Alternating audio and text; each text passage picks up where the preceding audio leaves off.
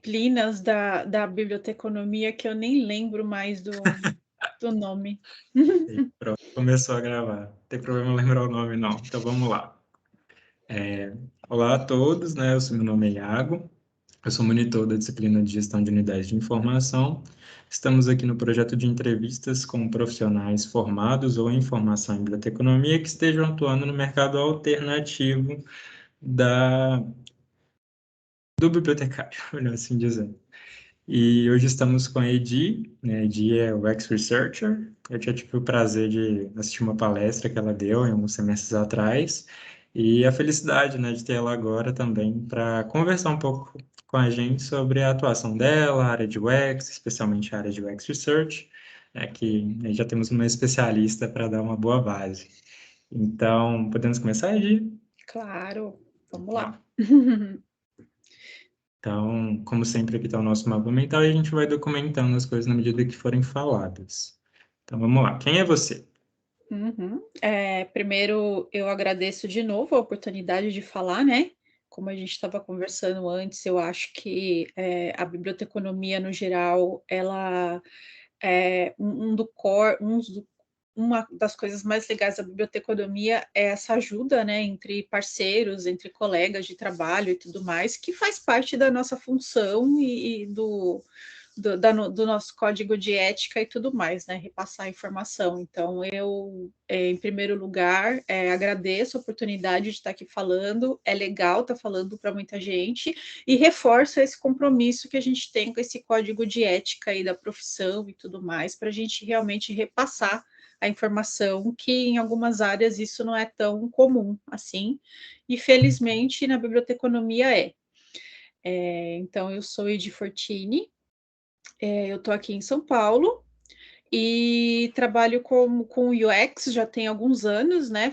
Fiz essa migração dentro da área de biblioteconomia e desde o início eu queria focar, quando eu entrei para a Biblio, eu queria focar em tecnologia e estudando dentro da tecnologia, eu escolhi o UX e dentro do UX eu queria focar em UX Research.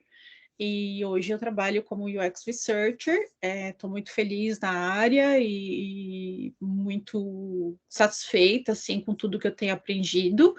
E dentro da área de UX, assim, essas áreas mais tecnológicas, assim, não tem um dia que você fique sem estudar. Assim, é uma área muito dinâmica, que muda muito, que você aprende muito e tem que estar muito ligado no que está acontecendo. Então, se você opta por alguma dessas áreas, assim, tipo, não vai ter um dia que você não vai deixar de estudar alguma coisa. Perfeito. Então, vamos para a segunda. Eu já ouvi um pouco, mas é sempre bom rememorar. Como foi o seu percurso para entrar na biblioteconomia? Uhum. Minha primeira graduação foi em comunicação social, então foi bem difícil para mim assim concluir a graduação por questões financeiras e tudo mais na época. Eu mudei de faculdade algumas vezes por não poder pagar e tudo mais. É, Depois durante esse processo, inclusive estudando, eu trabalhei muito tempo na área de marketing, né? Eu sempre trabalhei na área de marketing, dentro de empresas de tecnologia e tudo mais. Mas com o tempo eu fui vendo que aquilo não era realmente o que eu gostaria de fazer. Não era algo que tinha a ver com os meus propósitos e tudo mais. Então, eu fiz um trabalho aí de muita terapia, muito autoconhecimento para mudar de carreira, porque para muita gente isso não é tão fácil, quanto principalmente depois né, de uma certa idade, quando você não é mais tão jovem, você fica com muitos anseios aí de mudar de carreira e tudo mais, e recomeçar, porque no mercado praticamente você vai começar como júnior e não é todo mundo que tem essa chance de fazer isso, né? Por tantas questões que nós temos aí nos sistemas do nosso país. E eu fui conversar com muita gente e redescobri a área de biblioteconomia, né? Que é aquela coisa que você fala, biblioteconomia, e você vai pensar, você fala, nossa, eu conheci uma pessoa que era dessa área, nossa, é mesmo. Então, o bibliotecário acho que é aquela pessoa que você sempre já ouviu falar, mas você não sabe exatamente o que ele faz, assim. A grosso modo, assim, né? Eu acho que as pessoas num contexto geral, assim, bem generalizado, assim, o, tem essa noção. E aí eu fui entrar em workshops da área, fui conversar com pessoas da área, e a primeira coisa que eu vi é justamente isso. O que me encantou foi justamente isso, que eles são super acessíveis, eles são super dispostos a passar conhecimento. Claro que, de novo, eu estou generalizando, né? Não são todos assim, mas felizmente eu dei a sorte de encontrar ótimas pessoas assim que você fala, olha, me fala um pouquinho da tua carreira, da tua área. Ah, sim, claro, não, vem aqui, vamos conversar, você pode fazer isso, isso, isso, isso, isso. E eu fiquei, nossa, isso já é completamente diferente da minha área. Na minha área, da área que eu vim, assim, tipo, era aquela coisa de um puxando o tapete do outro, muita competição, esconder o conhecimento, e eu já fiquei assim, tipo, nossa, eu quero fazer parte disso, né? Eu quero fazer parte dessas pessoas que divulgam conhecimento, que eu acho que é muito importante para a gente como sociedade, para o nosso país, para o nosso sistema, para a nossa troca de conhecimentos, né? Eu acho que isso é muito importante. E aí fui atrás de instituições que ensinam biblioteconomia, né? Conversei com profissionais de várias áreas e tudo mais, e decidi estudar na FESP, porque quando você conversa com as pessoas assim da área, tipo, não tem comparação, assim, né? Tipo, a FESP é uma instituição que hoje eles estão como escola de humanidades, né? É uma instituição que não tem comparação, assim, porque eles vão muito além daquilo do ensinar a aula, né, do ensinar a profissão, a graduação, né, é um conjunto de ferramentas e de pessoas, é um conjunto de benefícios que eles oferecem para os alunos, né. E eu estou muito feliz por ter feito biblioteconomia na FESP, assim, me mudou como ter estudado na FESP me mudou como ser humano, o que eu acho que é muito mais é muito maior do que simplesmente ter uma profissão, né? Porque você não é a sua profissão, né? Você está na sua profissão e você pode mudar a qualquer momento. E hoje as profissões estão mudando muito e muito rápido. Então, você ter essas bases de ser humano, assim, como profissional, é muito importante. E isso é um trabalho que a FESP faz muito bem, assim. E quando eu comecei a cursar a biblioteconomia, eu já queria estudar na área de tecnologia, né? Já queria estar nessa área. Então, meu primeiro estágio foi na Amazon Brasil. Eu trabalhei com taxonomia no marketplace que eles estavam abrindo, e foi já uma experiência que me agregou muito, assim, por trabalhar com pessoas do mundo todo, por estar numa empresa global, por ter esse aspecto de, tipo, as pessoas que me ensinavam eram pessoas que de fora, eram pessoas que tinham já outra visão da biblioteconomia, uma coisa que a gente luta muito para que isso comece a chegar mais no Brasil, para que a gente cresça enquanto área e tudo mais. E durante esse tempo na FESP, eu fui me interessando por UX, então eu fiz iniciação científica e o meu TCC sobre UX, e fui fazendo cursos paralelamente, fui me capacitando e tudo mais. E quando eu comecei a estudar UX, eu vi que eu queria trabalhar com research, que até uma professora da FESP, muito querida, uma vez ela tinha até comentado, ela falou, o bibliotecário é o UX mais antigo que existe. E eu falei, puxa, isso tem tudo a ver, né? Tem tudo a ver com a nossa profissão e tudo mais. E aí hoje eu atuo como pesquisadora de experiência do usuário, e tem, tem muito a ver com o que eu estudei na Biblio, tem muito a ver com capacitações que eu tive na Biblio, e estou muito feliz com a minha escolha. Perfeito. Encerramos a 2. Acho que você mesclou um pouco, né, as respostas que você também podia dar na 3, mas caso você queira acrescentar ou complementar, não tem problema algum.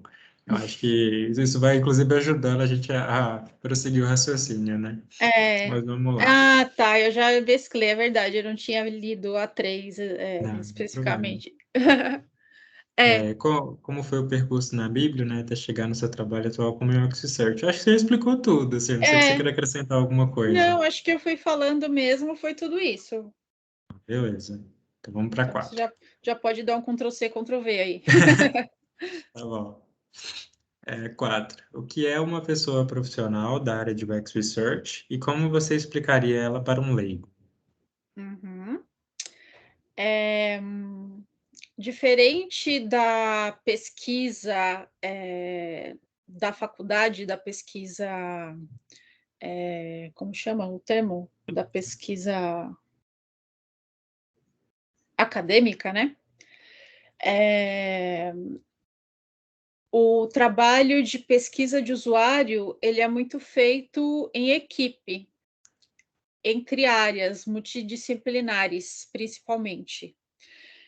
Então, explicando para uma pessoa que não sabe do que se trata, eu diria que talvez seria é, escutar como o usuário de determinado produto se sente durante a sua experiência de uso desse produto. Eu acho que uma explicação e um tweet seria mais ou menos isso. Deixa eu repetir a pergunta aqui. E o que é uma pessoa profissional da área de UX Research? Então, a área de UX Research, ela pode ou não receber demandas de outras áreas de negócio. No meu caso, hoje, a gente tem tanto a iniciativa de receber essa demanda de outras áreas, são vários produtos digitais dentro da mesma empresa, então essas áreas demandam pesquisa para a gente, de produtos diferentes, e a gente também tem a iniciativa da área de pesquisa de fazer outras pesquisas dentro da nossa área mesmo para descobrir outros insights dentro do mercado. Então, por exemplo, como é a experiência de compra online? Recentemente a gente fez uma entrevista, uma atividade de pesquisa sobre isso, né? Eu acho que a grosso modo, assim, seria isso, assim, de uma forma bem resumida. Mas a gente trabalha com várias áreas da empresa, isso é acho que é o mais importante assim a ser dito, né? A gente trabalha junto com áreas de negócios, a gente trabalha junto com outras áreas da empresa, com áreas de dados, com áreas de marketing, com diversas outras áreas, ouvindo esses usuários, transformando essas escutas em insights, visando a melhoria do produto.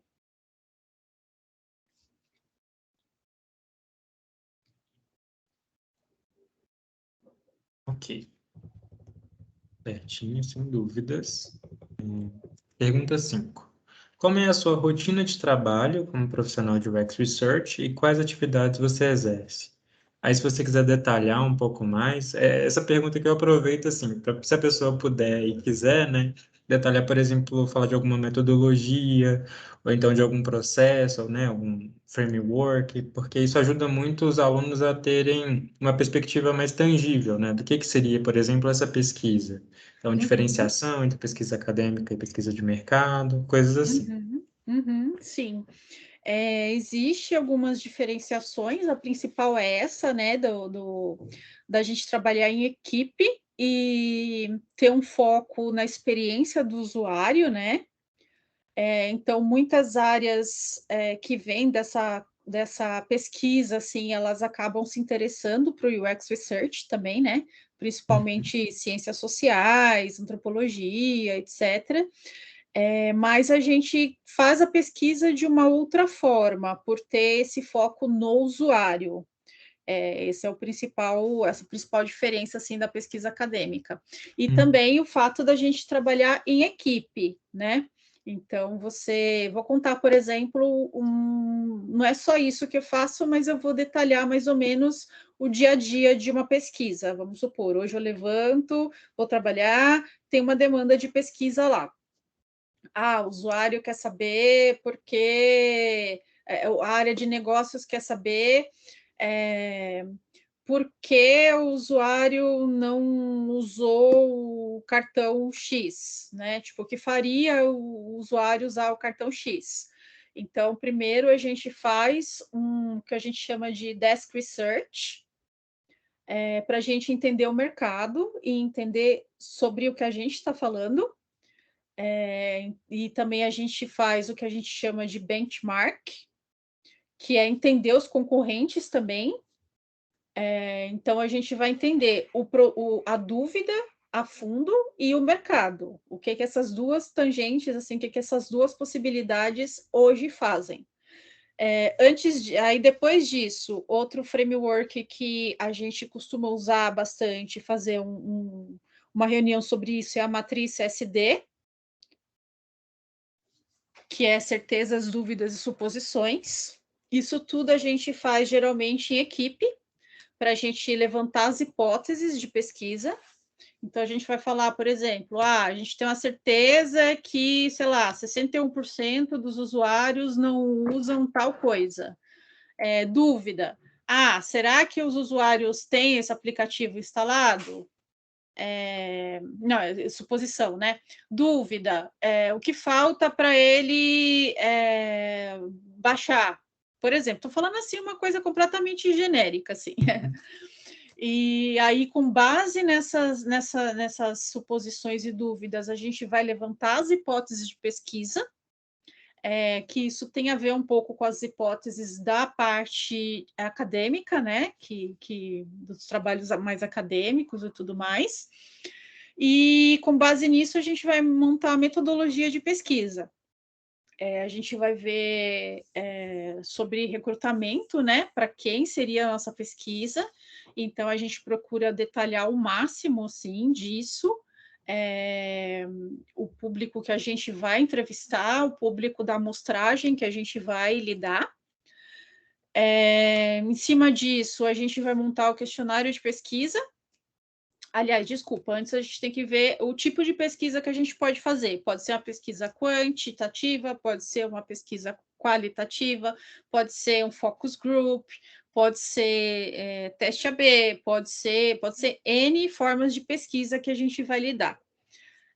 Geralmente, as mais conhecidas são pesquisa quantitativa e qualitativa, né? Que seria para você ter a quantitativa seria para você ter um banco de dados ali para você entrevistar, e aí dentro dessa você escolheria algumas pessoas para você conversar com perguntas mais abertas, que seria a qualitativa.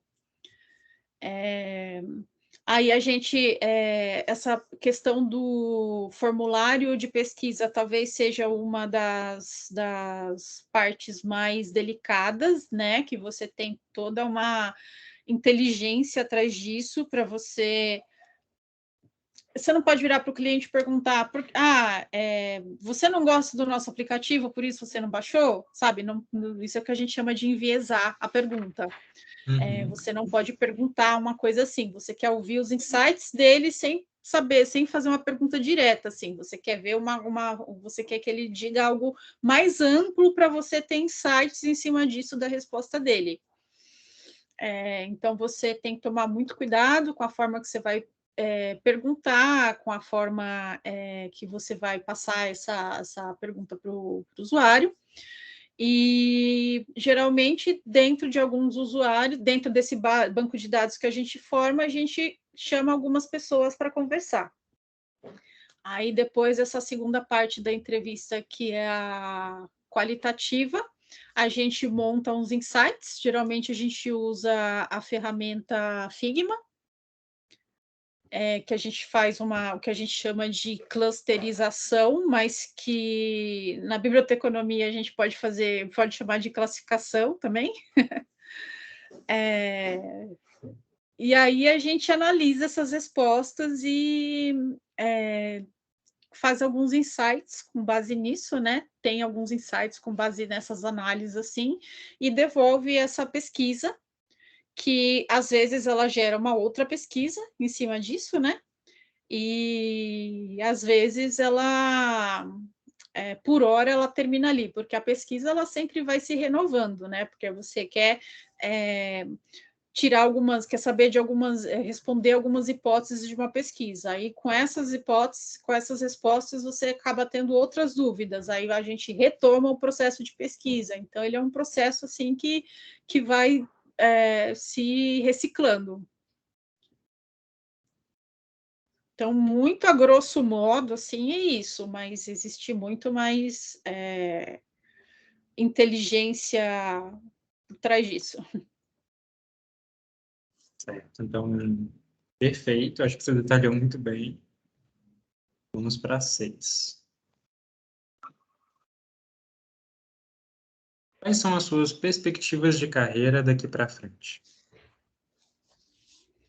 Essa é uma boa pergunta, porque eu estou bem num momento em que eu estou me perguntando qual vai ser meu próximo passo.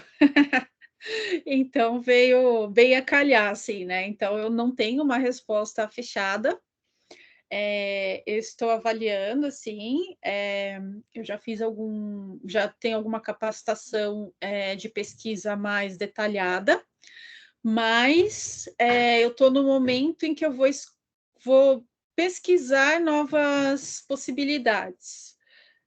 Então, eu estou avaliando, por exemplo, se eu começo a capacitação na área de dados, ou na área de liderança, ou na área de antropologia social, ou na área de produto digital. Então, eu estou bem pensando assim sobre para onde eu quero rumar a minha carreira, porque é muito do profissional mesmo, né? É aquela coisa de quando você está estudando algo e você fala, eu não sei o que eu quero estudar, e a pessoa vai te perguntar do que você gosta, né? Então a gente tem essas várias etapas assim. Eu estou me perguntando justamente, né? Eu estou fazendo uma especialização em psicologia positiva na PUC do Rio Grande do Sul. Eu vejo que, principalmente fora do Brasil, essa capacitação na área de humanas, né, nessa área de pessoas, é muito requerida, né? Então, eles eles pedem essa formação em ciências sociais, antropologia, psicologia, alguma coisa assim que entenda mais o ser humano, né? Então, eu estou super feliz fazendo essa pós, estou, nossa, super aprendendo, assim, muita coisa, muito legal.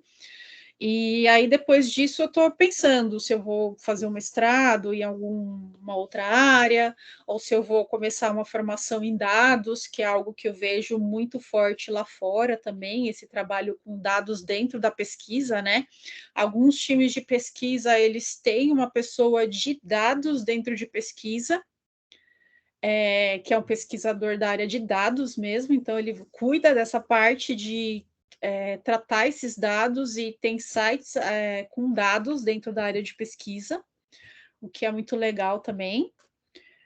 Então eu estou avaliando, assim, são diversas opções assim dentro da área da pesquisa que a gente pode seguir.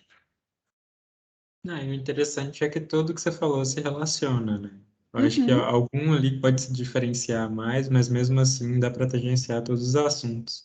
E uma das coisas que eu vejo que, um dos aspectos, por assim dizer, que são mais requeridos é realmente essa capacitação de lidar com dados. Porque para qualquer coisa em tecnologia, seja marketing, os diferentes tipos de marketing, né, tem isso também.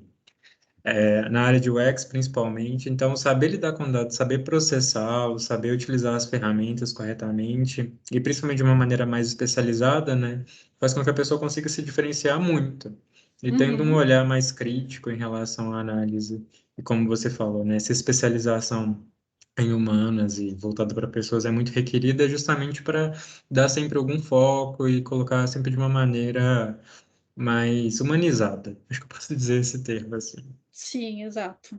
Que essa é a diferença, é a grande diferença nessa área de machine learning e IA que a gente vive, né? Tipo, o profissional que lida com essa humanização é o que faz o diferencial dessa área toda, porque pelo menos, né, nas perspectivas que a gente tem hoje, né?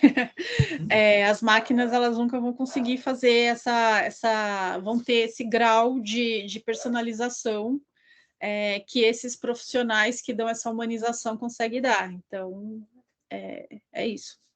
Justamente, né? O que a gente vê muito na área de chatbot, quando a gente faz essa curadoria do léxico e da significação, né? Daquilo que vai ser dado, inclusive, para o usuário, o cuidado que você tem que ter do treinamento com inteligência artificial e tudo mais. Acho muito Uhum. bacana. Então, vamos para a sétima. Em relação às áreas de UX, como você vê que a pessoa bibliotecária pode adentrar nessas frentes de trabalho? Uhum. Vejo muitas áreas, principalmente como pessoa da área de informação. Eu acho que você consegue lidar com as outras disciplinas de uma forma diferente. Você pode não saber, a área de biblioteconomia, ela funciona como uma base, né, para você seguir outras carreiras. Então, você dentro da área de biblioteconomia, dentro da graduação de biblioteconomia, você não vai sair especialista em alguma coisa.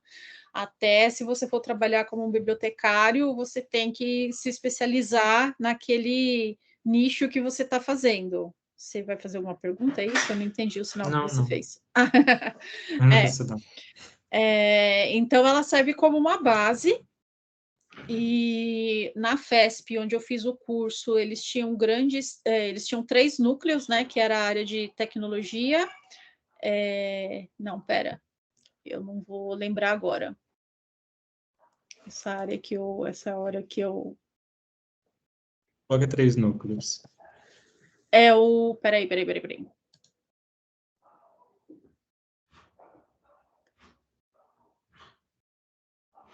Eu não lembro como é que eles chamam agora, mas é assim: você tem a parte de gestão de dados, né? Gestão da informação, você tem a parte que eles chamam de núcleo duro, que é essa parte de classificação, catalogação e etc. E você tem essa parte de tecnologia, né? A gente tem essas frentes aí da biblioteconomia. Depois eu vejo o nome certinho que o curso chama e te passo. Então, aqui, a partir daqui, você já tem essas 3 bases, assim, que você tem algumas disciplinas que lidam com isso, né?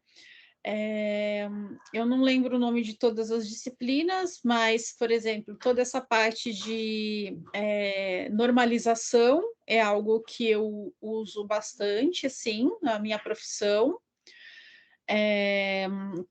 Essa parte de documentação, tanto dentro de UX quanto em diversas áreas, ela é meio que um gargalo.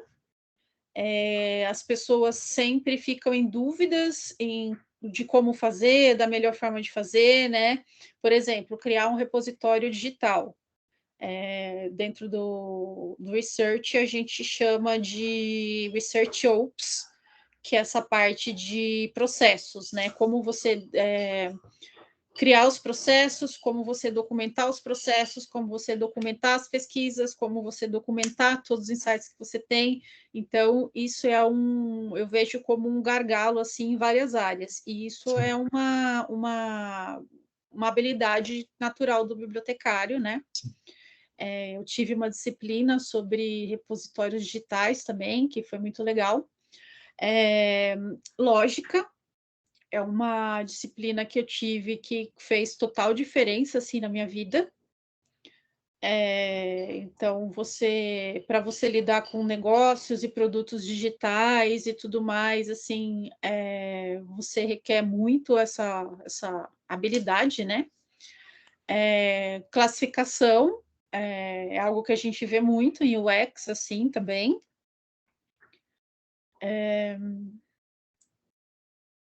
E eu não lembro mais os nomes de outras disciplinas, mas eu uso muita coisa no meu trabalho hoje. A própria pesquisa, né, eu tive uma disciplina que era sobre pesquisa de usuário, eu não lembro exatamente o nome da disciplina, mas, a base para você lidar com essa, informação do usuário, né, com esses insights que você vai ter do usuário.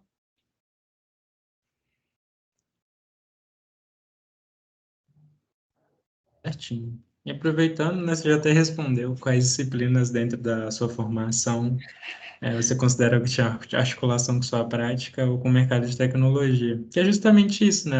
Essa aí é o que tem mais respostas comuns. Que é, por Tô exemplo, fazendo 2 em falar, 1 aqui, né, tá respondendo fazendo 2 dois em perguntas em um. 1. Ah, se quiser acrescentar, é sempre melhor. Mas as pessoas Uhum, também falam muito da questão de análise de assunto, né? Como é que o nosso uhum, olhar sobre temáticas gerais, até a especialização de alguma documentação, de um conjunto de dados que seja, ela é muito requerida justamente porque as pessoas não costumam ter esse olhar, né? uhum, Então, você falou aí um ponto que eu acho importantíssimo e realmente é um gargalo, que é em relação aos repositórios digitais e documentação de processos, né? Uma uhum, das coisas que, inclusive, a área da administração estuda, e eu acho que em relação à expertise do fazer, das metodologias, eles se diferenciam bastante da gente, mas em relação à organização desse material, não tem nem comparação, né? O bibliotecário realmente sabe fazer isso de uma maneira que seja totalmente assertiva. E também uhum, acontece por conta que, ao menos ao meu ver, né? As empresas, as instituições não têm muito a perspectiva que elas vão precisar utilizar alguma documentação como um manual, um guia, um roteiro para realizar um processo, sendo que tem alguém para explicar, uhum. né? Então Sim, isso e fica a muito documentação é o coração de qualquer empresa, né, de justamente. qualquer negócio, de qualquer atividade que você está fazendo. É isso que eu sempre falo, assim, então, quando eu estou numa área nova, num projeto novo, que seja, a primeira coisa que eu já entro, assim, é tipo, como é a documentação, como vamos documentar, onde a gente vai deixar para repassar essa informação para as outras pessoas, né. Eu aposto que sempre a resposta deve ser muito geral, né? A não ser que tenha alguém especializado lá para isso.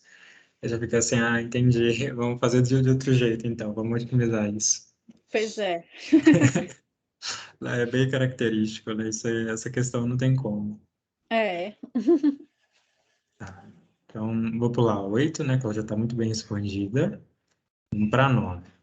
Tendo em vista um aluno do segundo período de biblioteconomia, como você explicaria para esse estudante como adentrar no mercado de tecnologia, tendo em vista a formação da pessoa bibliotecária? Isso aí acho Uhum. que é muito em relação a cursos, eventos e, né, outras atividades assim. Uhum. Eu lembro que no meu primeiro, semestre de biblioteconomia, eu tive uma disciplina que falava das diversas opções do bibliotecário, né, eu não sei Uhum. se todas as graduações têm isso ou não, mas, o bibliotecário pode trabalhar com muita coisa fora da biblioteca. E claro, trabalhar na biblioteca não é nenhum problema, né, é uma questão de você se identificar com o que você faz e o que você quer para sua vida.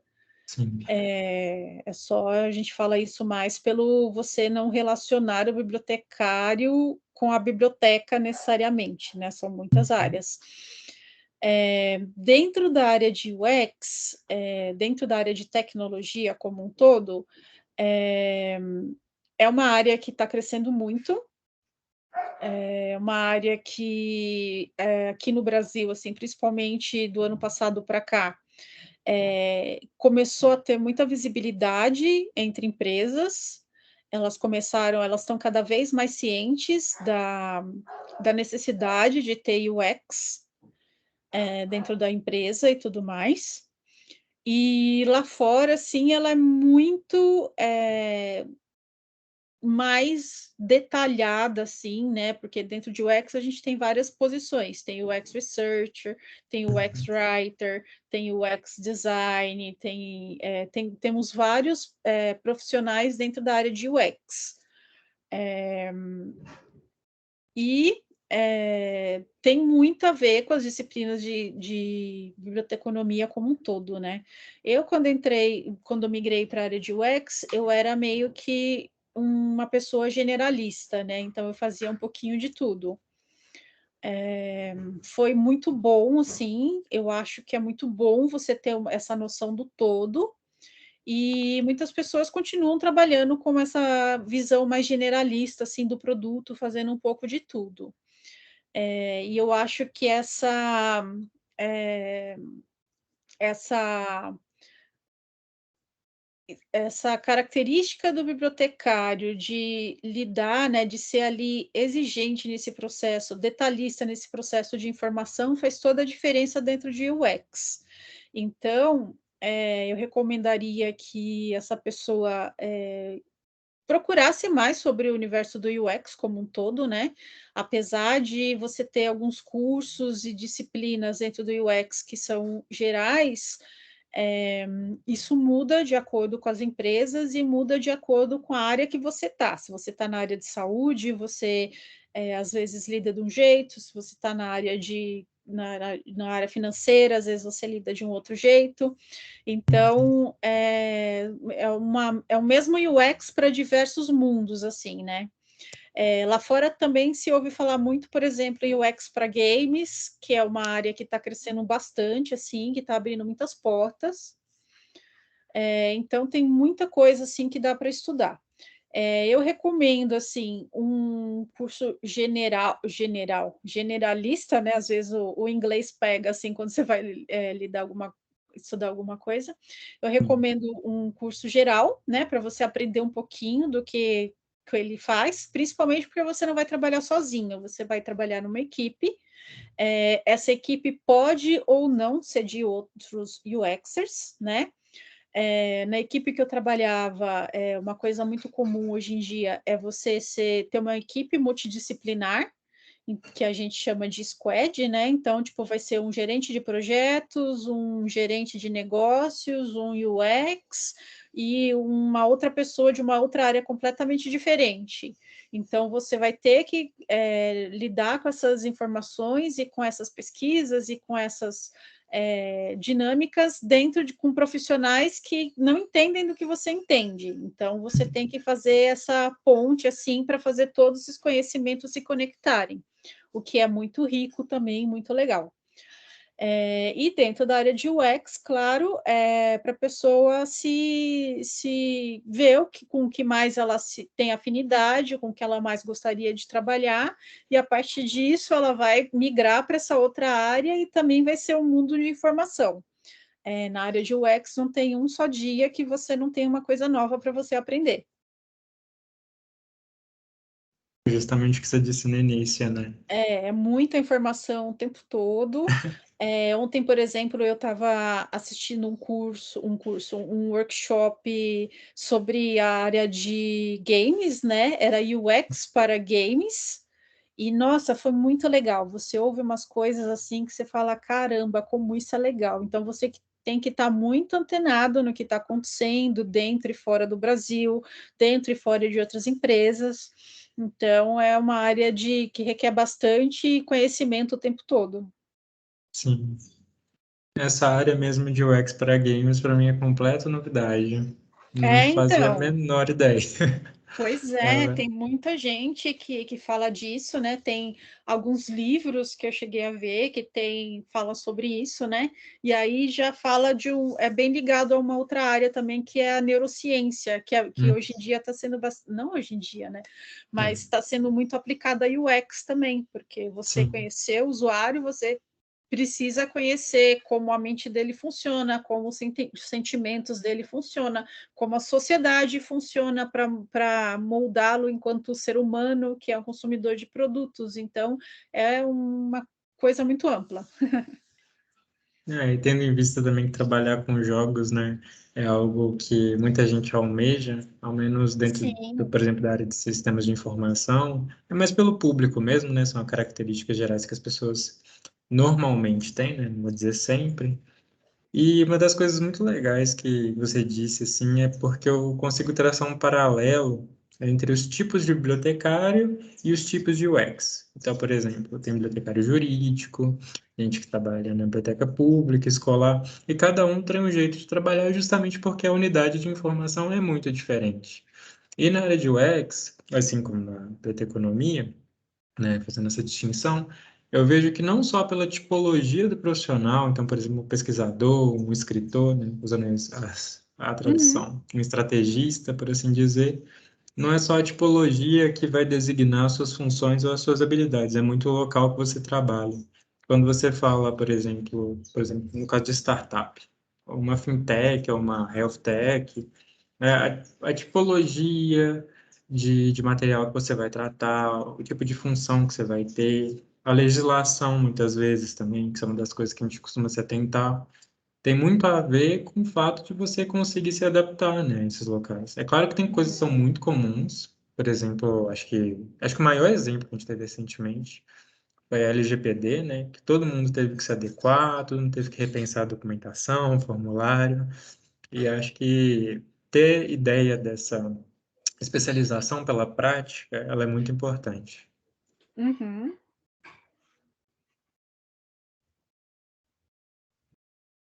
Então, tudo certo. Na 9, vamos para a última pergunta.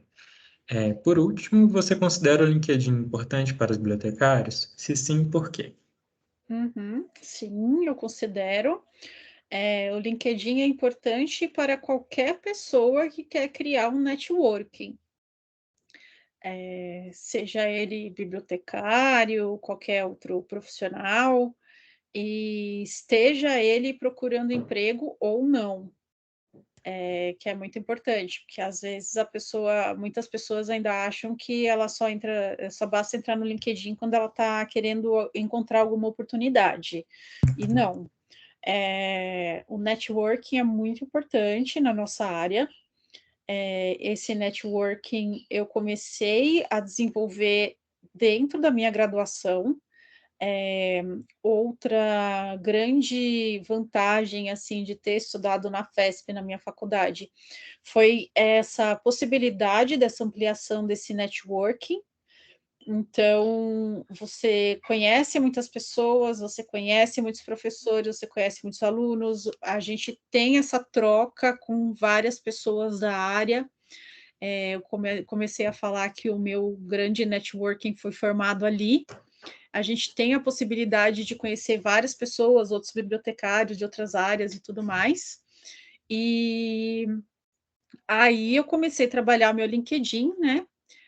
Antigamente ele não era tão forte aqui no Brasil, ele era mais focado na área de quem trabalha com tecnologia e tudo mais, mas hoje eu vejo como uma ferramenta essencial assim para qualquer profissional. Ele ainda é muito mais relevante para profissionais da tecnologia, né? Mas é onde você tem acesso a diversas pessoas, diversos grupos de pessoas, diversos nichos de negócio. Você consegue saber, por exemplo, se você quer ser uma pessoa mais generalista ou especialista, que é uma coisa que a gente conversa muito hoje em dia, né, sobre essas duas possibilidades de carreira. Você consegue ver o que outras pessoas estão fazendo, você consegue ver cases que outras pessoas estão trazendo, que elas compartilham no LinkedIn, você consegue ver o que elas estão estudando, você consegue ver o que as vagas lá de fora estão pedindo. Então, é um grande aprendizado como profissional que você tem dentro do LinkedIn. Então, eu acho que sim, é muito necessário. Perfeito. Muito se fala também da terminologia, né, profissional em T, que é justamente essa Isso, questão da especialização e da generalização. Agora isso. foi. Bom, então, você quer acrescentar mais alguma coisa, algum ponto que você tenha pensado? acho que é mais isso mesmo, né? Eu fico bastante ansiosa, assim, quando eu tô falando com as pessoas da graduação, né? Porque meio que eu revivo esse sentimento de que eu tinha quando eu mudei para a biblioteconomia, né? E foi uma fase muito gostosa, assim, da minha vida, assim, muito ansiosa, claro, pelo futuro, né? Mas é aquele meme, sabe? Tipo, expectativa, como que é? O início de um sonho deu tudo certo. Ainda bem, né? Ainda bem que não foi É, igual o meme. expectativa e realidade, não, não é esse meme, é o outro.